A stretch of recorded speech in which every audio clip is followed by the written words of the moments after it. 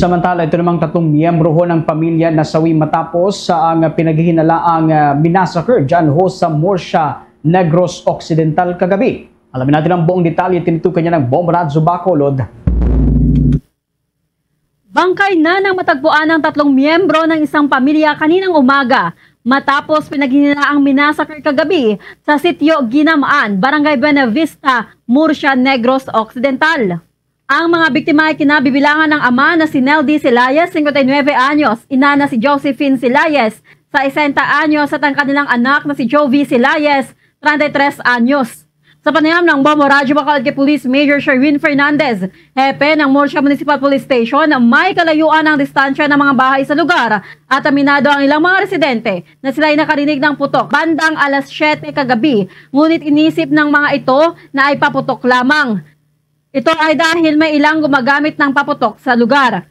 Aminado ang kapatid ni Josephine na si alias Neneng na nag-ingay ang mga manok at aso, ngunit hindi na nila pinagtuunan ng pansin habang wala naman silang nadinig na sumigaw o humingi ng tulong. Kaninang bandang alas 7 ng umaga, nakita ng isang mag-iigib sana ng tubig ang bangkay ni Jovi malapit sa balon. Ang bangkay ng ama ay natagpuan sa likod ng pintuan ng bahay.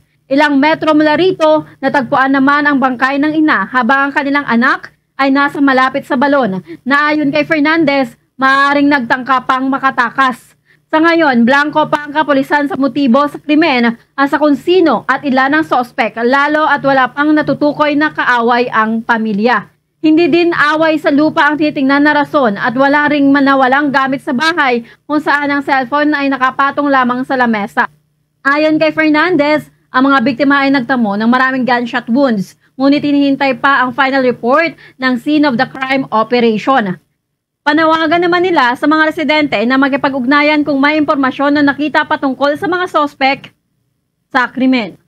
Mag-asawa tapos yung anak nila yung isa. May mga sugat sa iba't ibang bahagi ng kanilang katawan. Believed to be gunshot wound. So nakita ko natin based dito sa sitwasyon sa crime scene sa labas ng bahay tapos balakpasan ng mag-evade ng isang biktima. Yan ang ulat mula rito sa Murcia, Negros Occidental.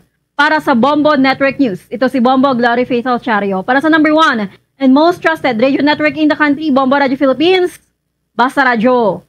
Bombo!